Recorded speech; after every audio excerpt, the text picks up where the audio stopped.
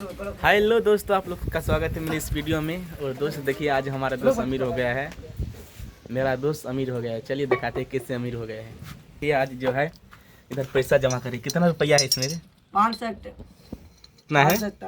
540 540 रुपया है। जब मैं भी छोटा रहता था तो मैं भी जमा करता था। और देखिए, ये बनाया था फुचकारी। क्या बोलता है? क्या बोलते हैं इसको? पिचकारी बोलता है कि गुप्पी बोलता है? हाँ, गोलक बोलता है गाइस इसको। और देखिए, इधर जो है पैसा ये जमा करके रखा है। और ये देखिए, एक कागज वाला पैसा हो गया। इसका बहुत कीमत है अभी। और देखिए, इसका चेला इधर है, जैसे ब्लॉकिंग कर रहा हूँ। इसका घर भी देख लीजिए। इसका घर है, अभी आपको नहीं दिखाएंगे आज। हो सकता है छुट्टी मिलेगा तो कभी दिखाएंगे। इसका घर भी दिखा देंगे। और देखिए, ये है पैसा रख रहे।